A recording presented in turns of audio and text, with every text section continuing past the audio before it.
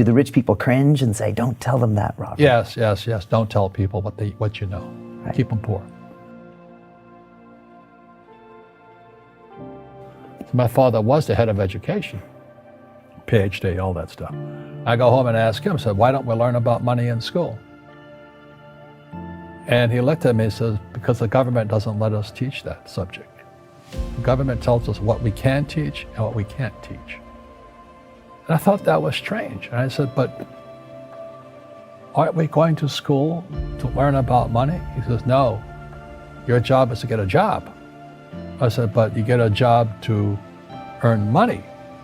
He goes, no, you're supposed to just get a job. I went, no. Isn't the purpose of a job to earn money? He goes, you're correct. I said, so why don't I just learn about money? I can skip the job part, you know? And he got flustered and he said, why don't you ask your best friend's father about money? And I said, why? That's Mike. So why ask him? He says, because Mike's father is an entrepreneur. And I said, what are you? He says, I'm an employee. I'm a government employee. I went, oh, what's the difference? He says, the difference is an entrepreneur must know about money, or they're no longer entrepreneurs. And he says an employee doesn't have to know anything about money, because the government will take care of them, the company will take care of them. So I'm all confused. But I took my dad's advice and I trundled over to Mike's father's office and knocked on his door and I said, hey, I'm here, 9 years old, teach me about money. He says, beat it, kid, you know. But that's where the story of Rich Dad, Poor Dad started. And finally, through persistence, my rich dad started teaching me about money on one condition. And that condition was he would never pay me. He says, the moment I pay you, you think like an employee. He says, that's the trap. Entrepreneurs work for free. And now I'm 9 years old, my head's going cracking in half. He says, you never want a paycheck. Understand that, kid? I said, okay, I got it. And he says, well, how do I make money? He says, that's what entrepreneurs figure out. I have bad luck too. I've had financial crashes. I've had people stab me in the back, but they're all good because I grow from it. That's spirituality. Right? You know, people who are afraid of making mistakes, like they teach in school, they don't ever grow.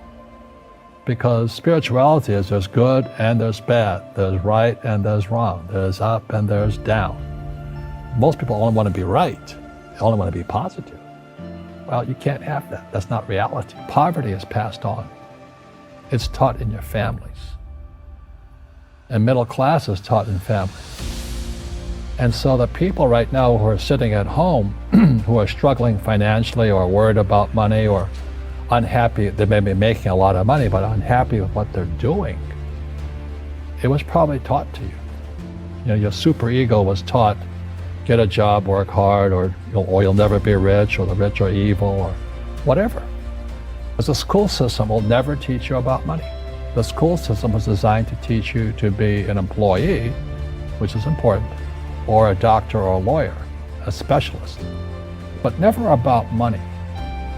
You know, Einstein said, imagination is more important than knowledge, but knowledge empowers imagination. And what most people lack is real business knowledge, like accounting, like debt, like taxes. You gotta know that stuff, but they don't teach it in school to anybody.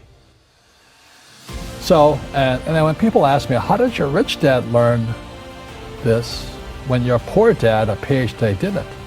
And the answer is very simply, my rich dad and my best friend's father, his father died when he was 13.